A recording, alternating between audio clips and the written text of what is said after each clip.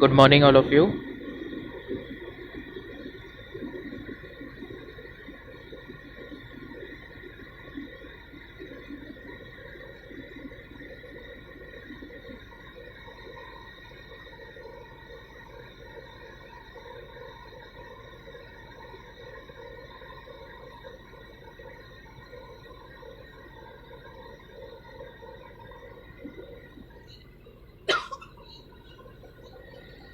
Good morning.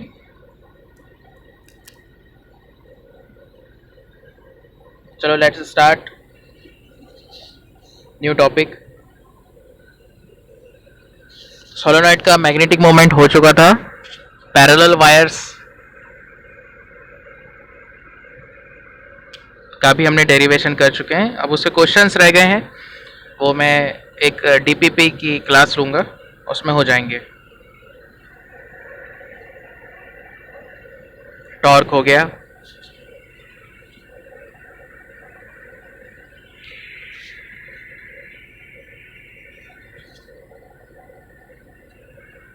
चलो आज हम करते हैं मैग्नेटिक फील्ड लाइंस और मैग्नेटिक फ्लक्स. लिखो topic.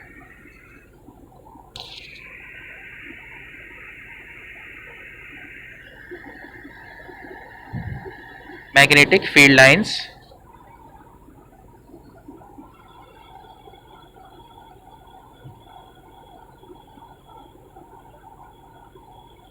of forces and magnetic flux. जैसे इलेक्ट्रिक फ्लक्स होता है वैसा ही मैग्नेटिक फ्लक्स भी होता है. इसे भी हम फाई से डिनोट करते हैं. इसका ऐसा यूनिट होता है वेपर.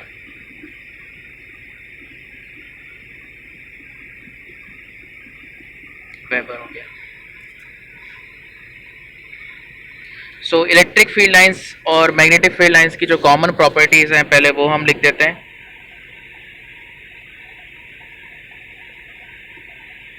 जैसे कि टेंजेंट ड्रॉ कर दो किसी एक पॉइंट पर तो मैग्नेटिक फील्ड का डायरेक्शन मिल जाएगा. ठीक है. मैग्नेटिक फील्ड लाइंस बहुत पास पास हैं तो इसका मतलब है कि वहाँ मैग्नेटिक फील्ड स्ट्रांग होगा. दूर दूर हैं इसका मतलब मैग्नेटिक फील्ड वहाँ पर वीक होगा. तो ऐसी कुछ कॉमन सी प्रॉपर्टीज हैं. Properties common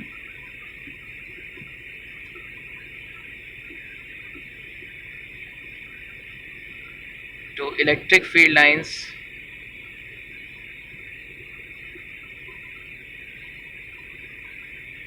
and magnetic field lines.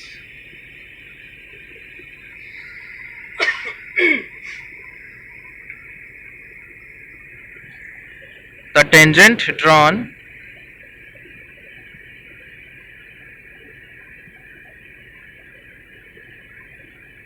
at any point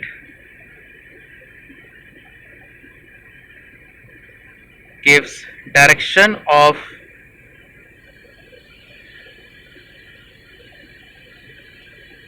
resultant field at that point.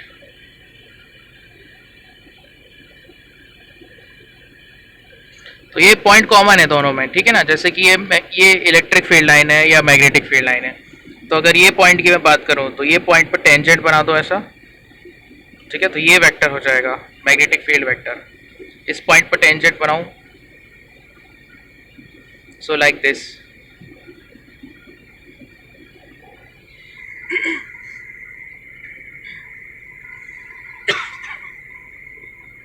Tangent drawn at any point gives direction of resultant field at that point. ठीक है. एक जो मैंने अभी कहा था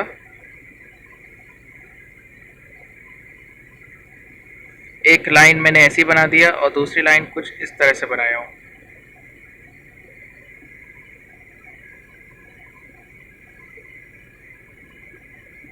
सो रीजन ए में फील्ड ज़्यादा स्ट्रांग है. ठीक है.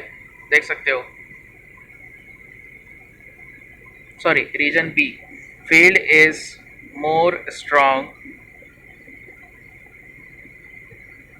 in region B than in region A.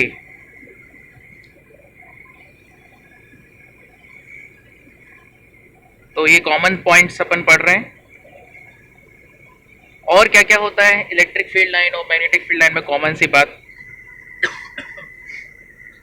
और जैसे कि यूनिफॉर्म है तो इक्वी स्पेस्ड रहेंगी, जैसे कि for example for uniform field they are drawn parallel with equispaced two lines। कहने का मतलब पैरेलल ड्रॉ करने के लिए हम क्या यूज करते हैं, पैरेलल लाइंस यूनिफॉर्म फील्ड के लिए। और कोई भी दो पैरेलल लाइंस के बीच का डिस्टेंस उठा लो, सेम ही आना है। मतलब ये डिस्टेंस, ये डिस्टेंस, ये वाला डिस्टेंस, ये सेम होगा। इसका मतलब ये कौन सा फील्ड है, यूनिफॉर्म फील्ड है।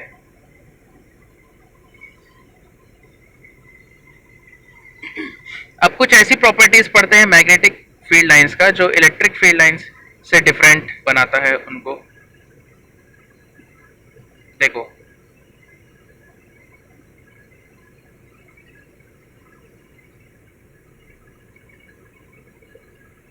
डिफरेंस क्या है वो देखते हैं। सो पहला पॉइंट लिख लेते हैं। जैसे कि इलेक्ट्रिक फील्ड लाइंस कहाँ से स्टार्ट होती है, पॉजिटिव चार्ज से स्टार्ट होती है। कहाँ टर्मिनेट होती है, नेगेटिव में टर्मिनेट होती है।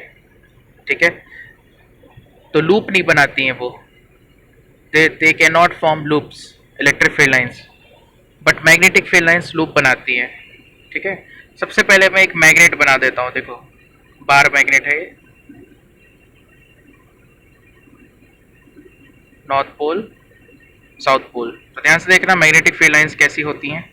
अगर मैं एक बार मैग्नेट की बात करूं तो अगर साउथ से नॉर्थ देखें तो अंदर की तरफ, मैग्नेट के अंदर, इनसाइड द मैग्नेट, ये साउथ से नॉर्थ की तरफ होती हैं। और अगर बाहर की बात करूं तो नॉर्थ से साउथ की तरफ होती है। ठीक है ना, तो ऐसा कुछ डायग्राम इसका बन जाएगा।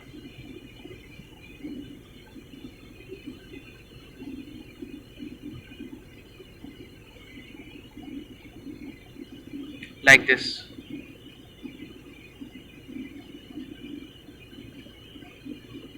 ध्यान से देखो इसके एरोज कैसे हैं। ठीक है, ज़्यादा कॉम्प्लेक्स ना हो जाए डायग्राम, मैं दो ही लाइन बना रहा हूँ। So they emerge from north पोल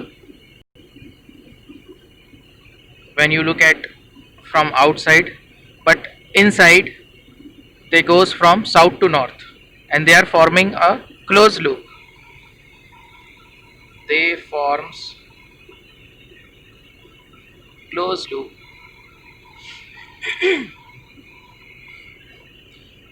मतलब ओरिजिनेशन और टर्मिनेशन नहीं है इनका।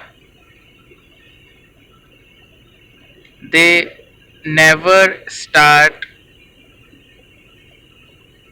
from point or terminate at point, unlike electric field, unlike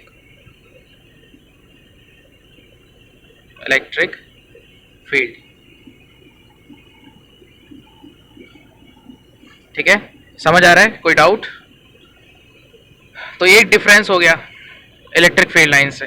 electric field lines की क्या प्रॉपर्टी है जो डिफरेंट बनाती है उसको, यहां मैं लिख देता हूं।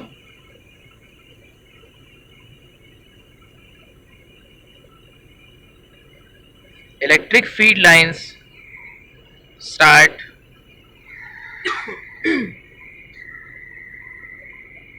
at positive charge and terminate at negative charge। और वो लूप नहीं बनाती, ध्यान रखना, electric field lines never forms loop.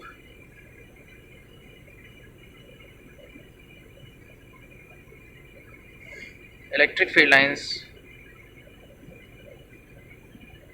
never form loops in electrostatic condition। Electrostatic condition का मतलब चार्जेस, जो पॉइंट चार्जेस होते हैं ना, उनकी वजह से जो फील्ड लाइंस होती हैं वो कभी लूप नहीं बनाती है, ठीक है।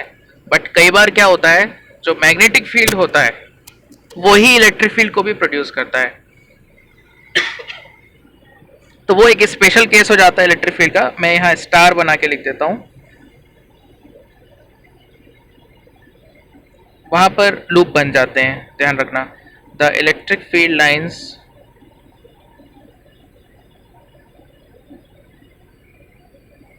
produced by induced magnetic field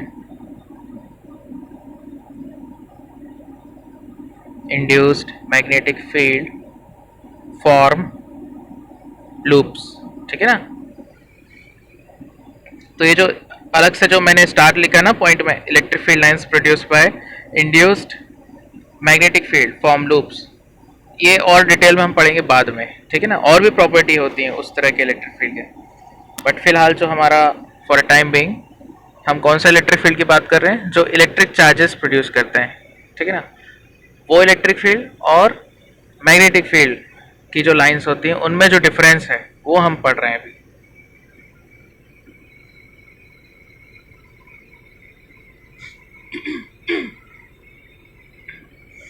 अच्छा, दूसरा पॉइंट ये लिख लो कि ये कंडक्टर से पास कर सकते हैं, इलेक्ट्रिक फील्ड लाइंस तो नहीं कर सकती ना।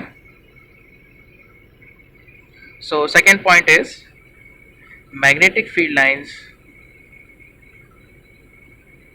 can pass through conductor.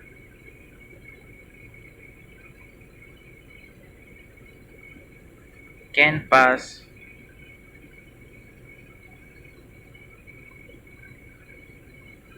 अब इसमें कंडक्टर की बात नहीं होती, और भी तरह के मटेरियल हो जाते हैं, जैसे कि मैं शॉर्ट में बता देता हूं, जैसे डायमैग्नेटिक होते हैं। ऐसे मटेरियल्स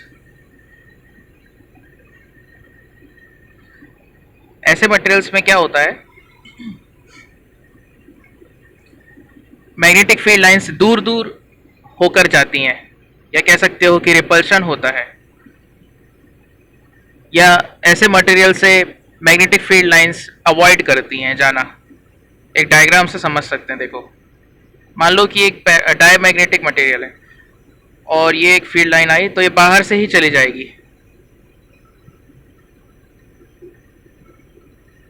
ठीक है, लाइक दिस।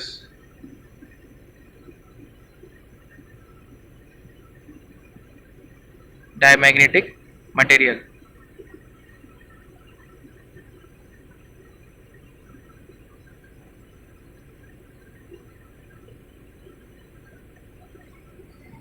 और एक मटेरियल होते हैं पैरामैग्नेटिक।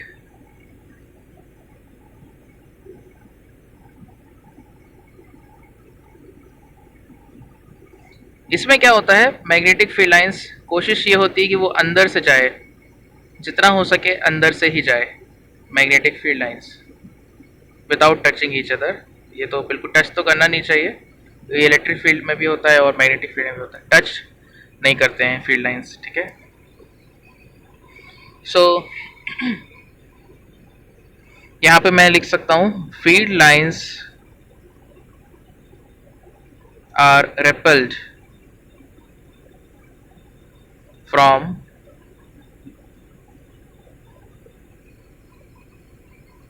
diamagnetic substances, और यहां पर क्या हुआ है, अट्रैक्ट हुए हैं। देखो पैरामैग्नेटिक के केस में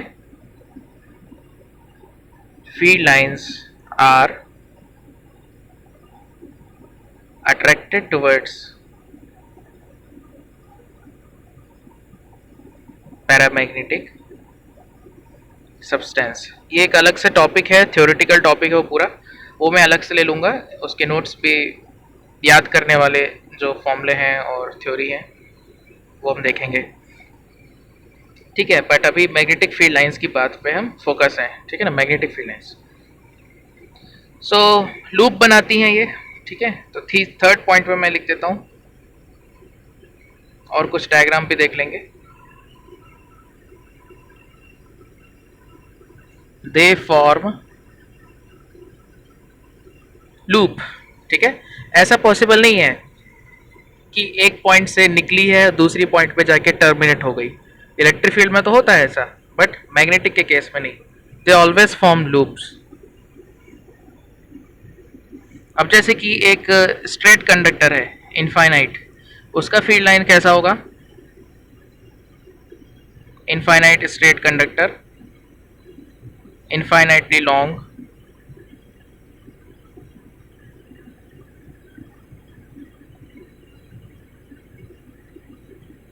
स्ट्रेट कंडक्टर, करंट है उसमें, ठीक है ना, करंट कैरिंग कंडक्टर। तो देखो ध्यान से, इसकी फील्ड लाइंस कैसी होती हैं? कॉन्सेंट्रिक सर्कल्स होती हैं। ध्यान से देखना, अगर मैं वायर के बहुत नज़दीक हूं तो वहां फील्ड लाइन कैसी होगी? कम रेडियस वाला सर्कल, ऐसा। वायर से जैसे जैसे मैं दूर जा रहा हूं, मान लो यहाँ आ गया, तो थोड़ा बड़ा सर्कल बन जाएगा, ठीक है ना, कॉन्सेंट्रिक सर्कल्स बनेंगी। और मैं दूर चला गया उसी डायरेक्शन में वायर से, तो और बड़ी फील्ड लाइन बन जाएगी लाइक दिस। तो इस तरह से लूप बन रहे हैं, ठीक है ना। और एरोज कैसे रहेंगे? देख सकते हो, एरोज ऐसे रहेंगे लाइक दिस। कहने का मतलब, अगर मैं फील्ड की डायरेक्शन निकालूं तो क्या आएगी फील्ड की डायरेक्शन? अगर मैं वायर के राइट साइड गया, so what is the field direction? यहाँ इस पॉइंट की अगर मैं बात करूं, तो मैग्नेटिक फील्ड क्या होगा? इनवर्ड होगा ना। और पॉइंट अगर यहाँ पर आ जाए तो मैग्नेटिक फील्ड क्या होगा? आउटवर्ड।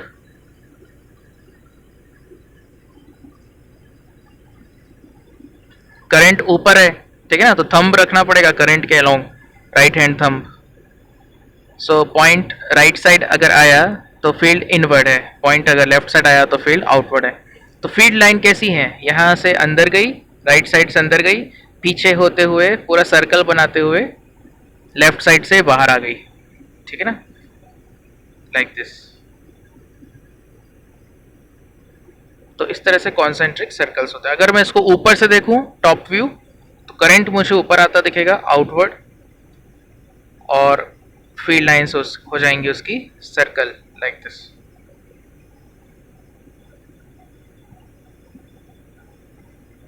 करंट इज आउटवर्ड और एंटी क्लॉकवाइज फील्ड लाइंस हो जाएंगी, एंटी क्लॉकवाइज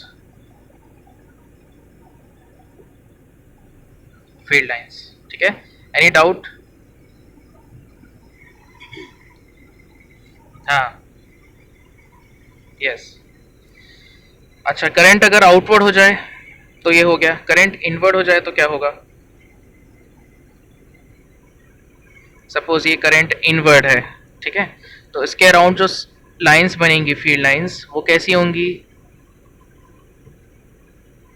क्लॉकवाइज हो जाएंगी अब लाइंस, ठीक है। कॉन्सेंट्रिक सर्कल ही होंगी, बट क्लॉकवाइज हो जाएगी।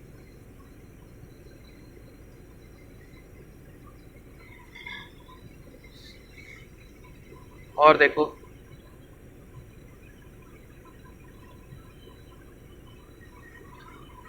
जैसे एक सॉलिनॉइड है, सॉलिनॉइड का फील्ड कैसा होता है वो भी अपन बना देते हैं। वो बिल्कुल बार मैग्नेट की तरह होता है, ध्यान से देखो।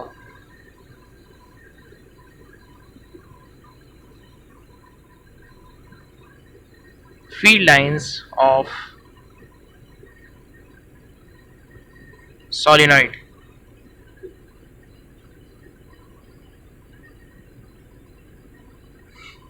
Same to same bar magnet की तरह होता है ये, ठीक है ना। जैसे कि ऐसा, इस तरह से लूप बना दिया, ठीक है। ज़्यादा कॉम्प्लेक्स डायग्राम ना हो जाए इसलिए मैं दो ही लाइन कंसिडर कर रहा हूँ। तो जहाँ से फील्ड लाइंस बाहर आई हैं, कौन सा पोल बनेगा? वो नॉर्थ पोल बन जाएगा, मैग्नेटिक नॉर्थ पोल। और जहाँ से फील्ड लाइन अंदर जा रही हैं जिस एंड से, वहाँ पर साउथ पोल होएगा, मैग्नेटिक साउथ पोल, ठीक है। बार मैग्नेट का भी ऐसे ही होता है ना। तो अंदर देख सकते हो पैरेलल हैं,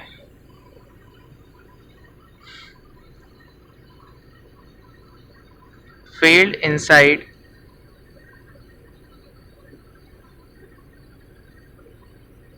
solenoid is uniform, therefore field lines are parallel to each other. Solenoid के अंदर फील्ड लाइंस कैसी होती हैं, पैरेलल होती हैं. अच्छा, एंड्स में देखो, अगर एंड्स में अगर हम बात करें तो बार मैग्नेट में भी वही सिचुएशन होता है, फील्ड लाइंस पैरेलल नहीं होती है ना, क्योंकि देखो ऐसी होती हैं फील्ड लाइंस लाइक दिस. वो तो मैग्नेट के अंदर जाने के बाद वो फिर ऑलमोस्ट स्ट्रेट लाइन हो जाती है ऐसा, है ना. तो अगर मैं 2 पॉइंट की बात करूं,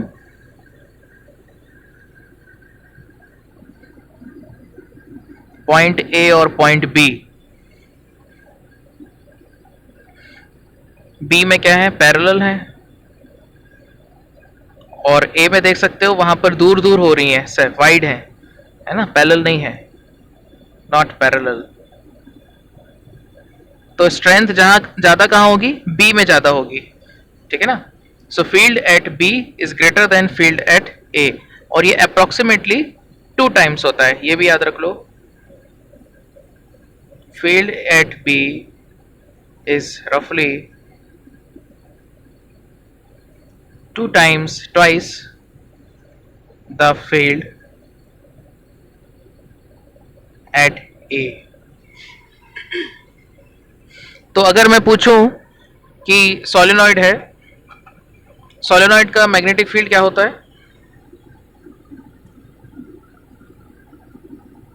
म्यू नॉट एन आई, ठीक है ना. बट नियर नॉर्थ पोल या साउथ पोल क्या हो जाएगा, उसका आधा कर दो, mu naught N I by 2, ठीक है. Inside solenoid but near pole, pole के नज़दीक, नॉर्थ पोल हो सकता है, साउथ पोल हो सकता है, तो उसके नज़दीक नियर आधा हो जाएगा, ठीक है. समझ में आ गया. तो ये फील्ड लाइंस के बारे में हम कुछ बातें कर रहे हैं, ठीक है ना. अब मैं मैग्नेटिक फ्लक्स की बात करता हूँ, और बाकी मैं क्वेश्चंस में कवर करा दूंगा, ठीक है, फील्ड लाइंस. चलो अभी अपन करते हैं मैग्नेटिक फ्लक्स. लिखो topic, next topic magnetic flux.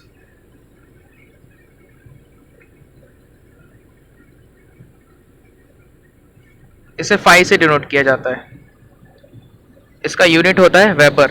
Note down.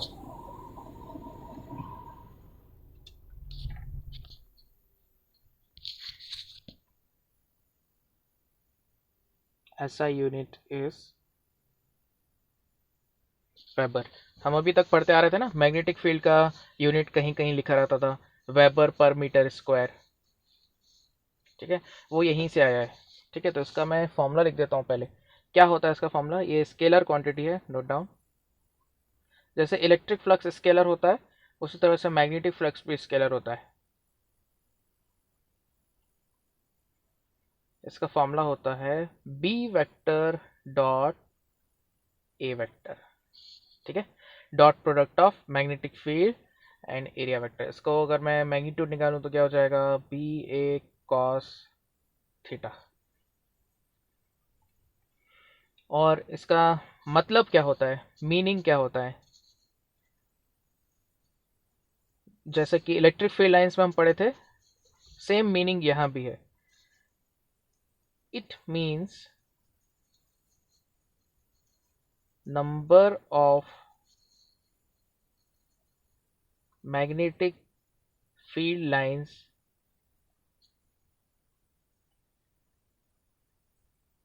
crossing the surface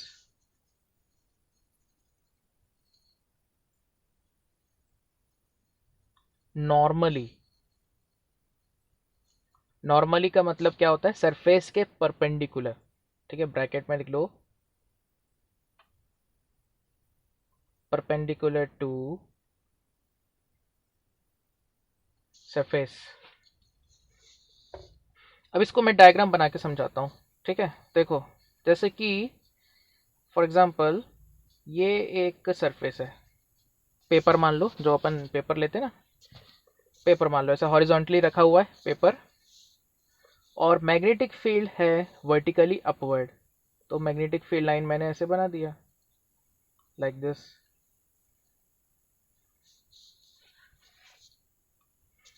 सो ये कितनी काउंट में कर रहा हूँ, 1 2 3 4 5, 5 मैग्नेटिक फील्ड लाइन हो गई। अच्छा, सरफेस सेम है, उतना ही बड़ा सरफेस है, अब मैं 2 लाइन बस बना दिया, ठीक है ना। सो फ्लक्स किस केस में ज़्यादा हुआ, फर्स्ट केस में ज़्यादा हुआ, मोर फ्लक्स लेस फ्लक्स, ठीक है, समझ में आ गया।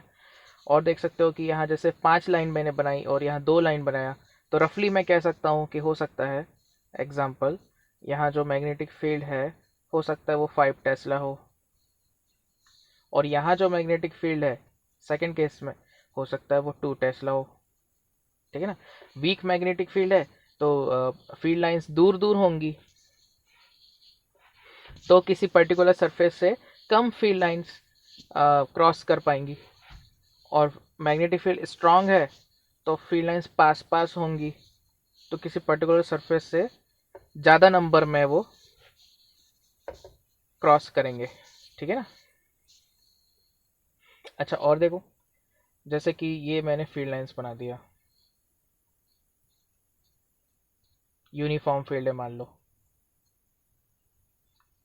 और सरफेस 2 बना रहा हूँ, ध्यान से देखना, 2 सरफेस बना रहा हूँ, एक छोटा सरफेस और एक बड़ा सरफेस। तो देख सकते हो छोटे सरफेस से 2 ही फील्ड लाइन जा रही है ना डायग्राम के अकॉर्डिंग, और बड़े सरफेस में 4 फील्ड लाइंस जा रही हैं।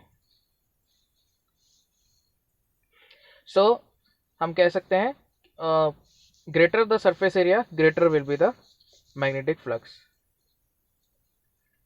For larger surface, large surface का मतलब सरफेस एरिया ज़्यादा हो, greater surface area, greater surface area, flux is more than small surface।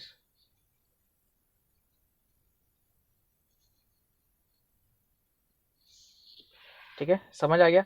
जैसे सोलर सेल होते हैं ना, वो भी ऐसे ही तो है सेम, बड़ा सोलर सेल रहेगा तो ज़्यादा सनलाइट वो कैप्चर करेगा, ज़्यादा सन से आने वाले फोटॉन्स को कैप्चर करेगा। छोटा सोलर सेल है तो कम लाइट को वो कैप्चर करेगा, कम फोटॉन्स को कैप्चर करेगा, राइट। बाहर हम धूप लेते हैं, कई बार ठंड पड़ती है बड़ी ज़्यादा, तो फिर एक हाथ को अगर मैं धूप में निकाल दूँ तो मुझे कम छोटा एरिया है ना, एक पाम जो है राइट हैंड का, दोनों हाथ को ऐसे रखूँगा तो मुझे ज़्यादा लाइट पड़ेगी। तो वैसे ही है इलेक्ट्रिक फ्लक्स में भी हम ये ऐसे ही प्रॉपर्टी पढ़ते हैं, बस only the difference is here we have magnetic field, ठीक है ना, और वहाँ इलेक्ट्रिक फील्ड होता है।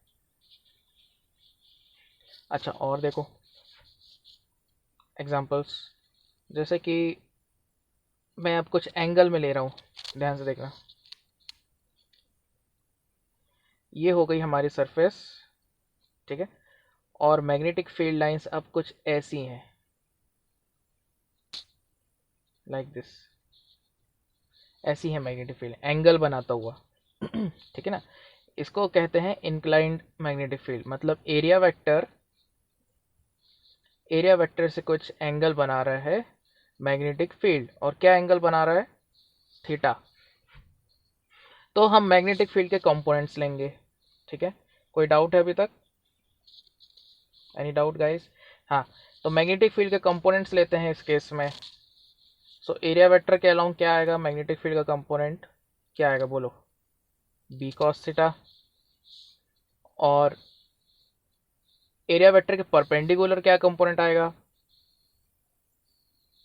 B sine theta. ओके, सो जो सरफेस के परपेंडिकुलर है, सरफेस देखो हॉरिजॉन्टल है, surface is horizontal, surface horizontal है, ठीक है। तो ये बी कॉस थीटा कैसा कंपोनेंट हुआ? वर्टिकल कंपोनेंट हो गया ये। और बी साइन थीटा कैसा कंपोनेंट हुआ? हॉरिजॉन्टल कंपोनेंट हो गया। ठीक है, तो अभी मुझे बताना कौन सा कंपोनेंट कंट्रीब्यूट कर रहा है फ्लक्स में। बताओ, आंसर बताओ। विच component contributes in magnetic flux? बोलो, आंसर दो। मैग्नेटिक फ्लक्स में कौन सा कंपोनेंट कंट्रीब्यूट कर रहा है? वर्टिकल वाला। यस, वेरी गुड, वर्टिकल, है ना। देखो डायग्राम बना देता हूँ। वर्टिकल कंपोनेंट की वजह से जो फील्ड लाइंस होंगी वो ऐसी होंगी, है ना, वर्टिकल लाइंस होंगी, और सरफेस तो हॉरिजॉन्टल है। सो ये इसे हम कहते हैं कंट्रीब्यूटिंग फ्लक्स। और हॉरिजॉन्टल की वजह से जो फील्ड लाइंस हैं वो तो सरफेस के अलोंग है ना, तो जीरो फ्लक्स कह सकते हो। Field lines are along the surface, तो zero flux. Field lines are along the surface, ठीक है, no flux, zero flux. Yes, very good, vertical, yes correct.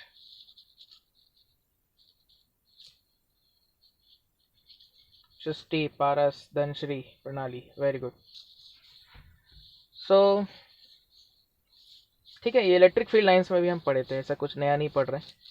Surface के अलोंग फील्ड लाइंस होता है जीरो फ्लक्स, सरफेस के perpendicular field lines होता है maximum flux. तो दैट इज वाई हमारे पास जो फॉर्मूला है वो ऐसा होता है, flux is equal to B A cos theta, B cos theta, ठीक है ना, because b cos theta is perpendicular to surface। तो एक मैं छोटा सा न्यूमेरिकल देता हूँ, ठीक है, और फिर एक ट्रिकी न्यूमेरिकल दूंगा, उसके सभी आंसर मुझे देंगे, और फिर हम देखते हैं कुछ बुक से क्वेश्चन उठाएंगे। चलो,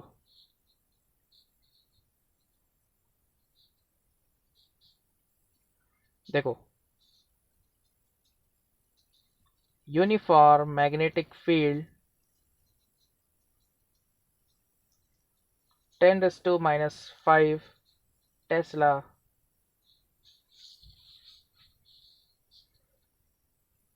is in inward direction.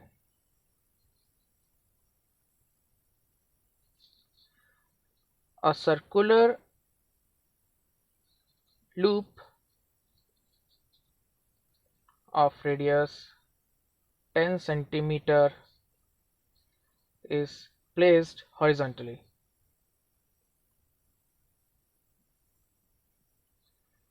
Find magnetic flux.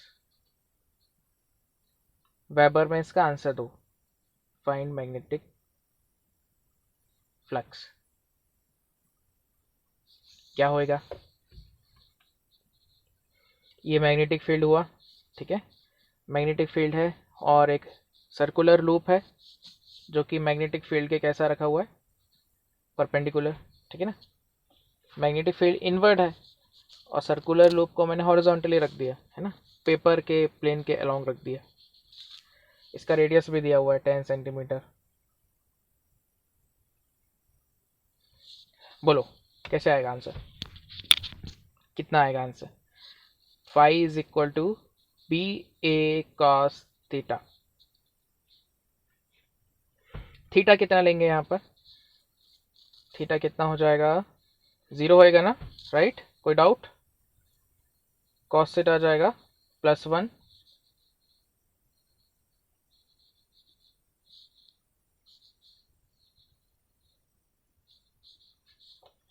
cos theta +1।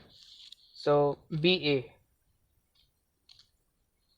है 10⁻⁵, ए है सर्कल है, सो πr²,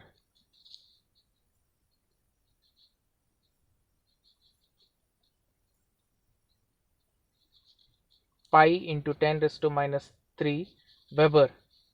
समझ आया? ये आ गया फ्लक्स, मैग्नेटिक फ्लक्स।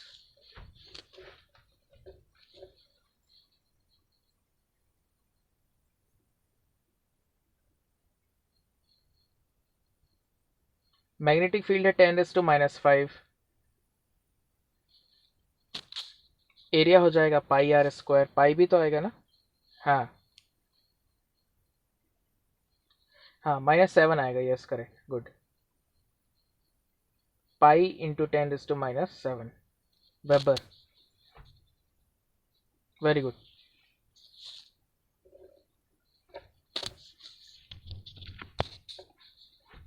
चलो next question.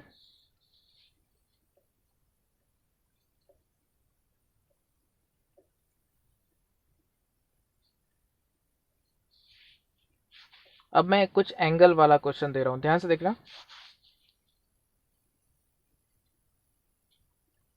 Magnetic field of 1 milli Tesla makes 30° with plane of square loop of side 1 centimeter. Find magnetic flux. करो try, magnetic flux निकालना है, बोलो, आंसर देते चलो।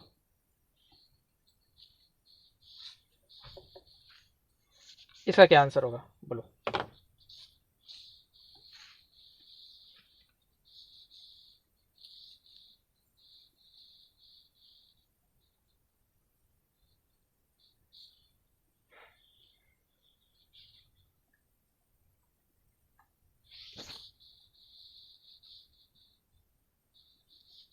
अच्छा चलो मुझे ये बता दो, थीटा क्या होगा, इतना बता दो, थीटा कितना होगा।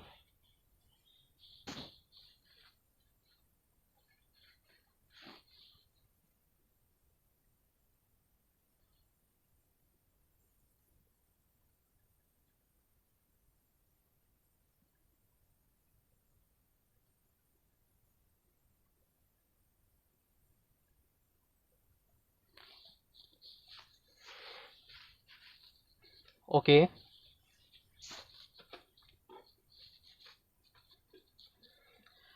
हाँ 60 लेंगे, वेरी गुड वेरी गुड। चलो इसका मैं डायग्राम बना देता हूँ। जैसे कि हॉरिजॉन्टली मैंने एक स्क्वायर लूप रख दिया, ठीक है। तो ये जो लाइन है, देखो ये लाइन तो क्या हो जाएगी, उसके एरिया के अलोंग हो जाएगी, एरिया वेक्टर, ठीक है ना, मतलब परपेंडिकुलर टू सरफेस। और ये लाइन हो गई है along the surface. So magnetic field कुछ ऐसा है, अलोंग द सरफेस वाली लाइन के साथ वो 30° बना रहा है, ठीक है ना। 30° विथ प्लेन भी ये कह सकते हो, 30° विथ प्लेन। तो नॉर्मल टू प्लेन से कितना बनाएगा, 60°। 60° विथ नॉर्मल, नॉर्मल से 60 बनाएगा।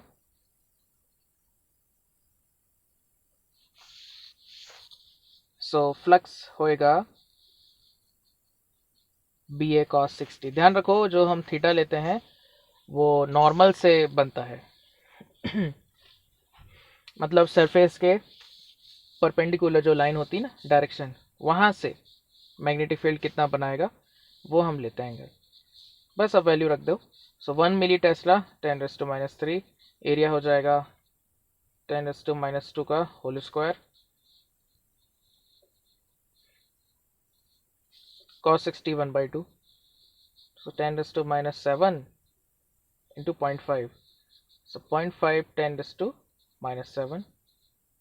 5 into 10⁻⁸ वेबर। क्लियर, ये हो गया हमारा आंसर।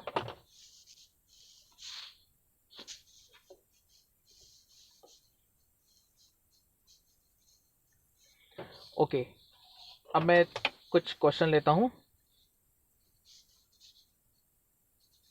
बुक से क्वेश्चन लेता हूँ।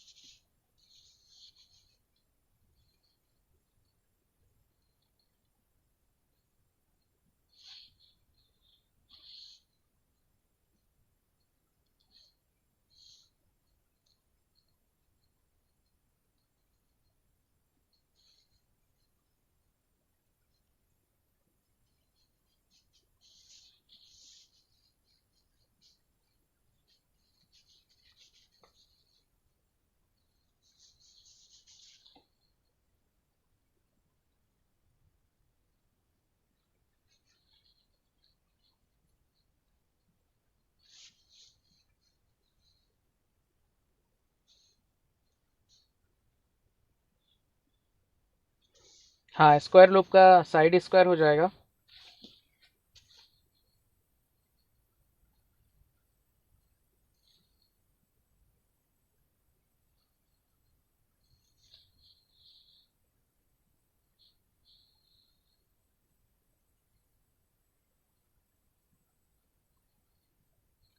एनसीईआरटी के क्वेश्चंस करते हैं पहले।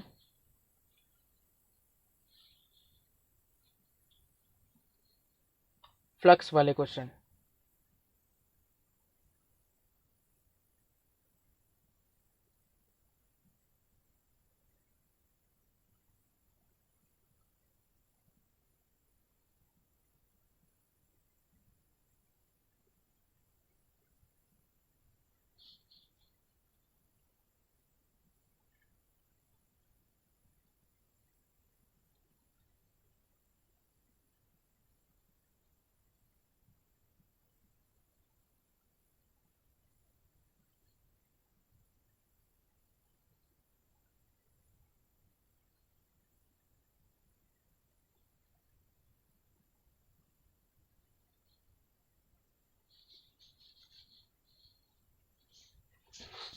ओके, मैं सर्च करके इसको मैं ग्रुप में पोस्ट कर दूंगा।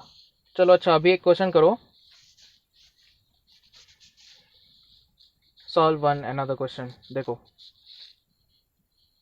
मैं लिख देता हूँ क्वेश्चन, ध्यान से उसको सॉल्व करना।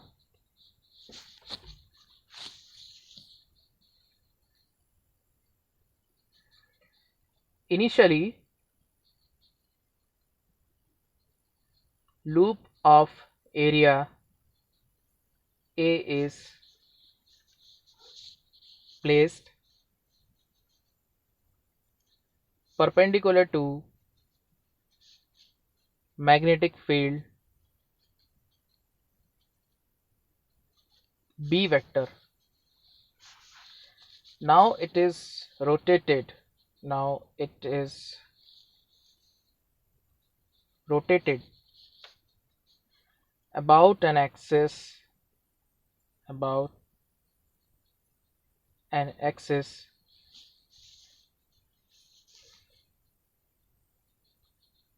passing along surface of loop by 180 degree. 180 degree से उसको रोटेट कर दिया। Find change in magnetic flux. ये है क्वेश्चन। ऐसे क्वेश्चन हम इलेक्ट्रिक फ्लक्स के केस में भी करे हैं सॉल्व, और ऐसा ही क्वेश्चन यहाँ भी आ गया मैग्नेटिक फ्लक्स के केस में। कोई बताएगा आंसर? जैसे कि मान लो ये मैग्नेटिक फील्ड लाइंस हैं,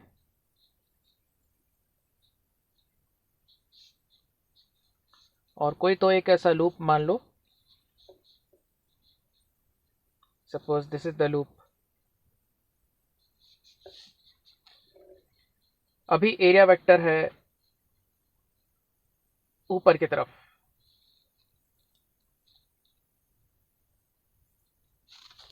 ठीक है, और जो एक्सिस है वो कहाँ से जा रहा है? उस लूप के प्लेन के अलोंग ही है एक्सिस। ये हो गया एक्सिस।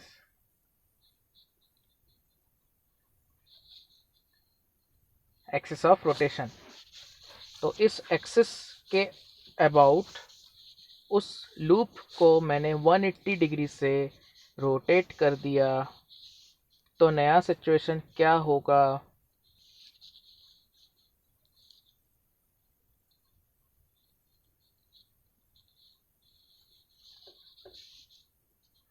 कुछ ऐसा होगा। अब लूप तो रोटेट हो गया है 180 डिग्री से। एरिया वेक्टर अब कहाँ पॉइंट करेगा? नीचे पॉइंट करेगा area vector, like this, because उसको 180 डिग्री से मैंने रोटेट कर दिया है।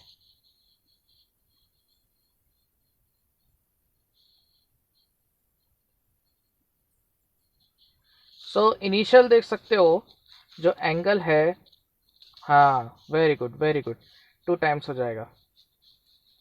सो इनिशियल जो फ्लक्स है phi 1 वो होएगा बी ए कॉस 0 बी ए आ गया, ठीक है। और फाइनल जो फ्लक्स है means after 180 degree rotation, so final flux होएगा B A cos 180, that means minus BA. So change in flux, change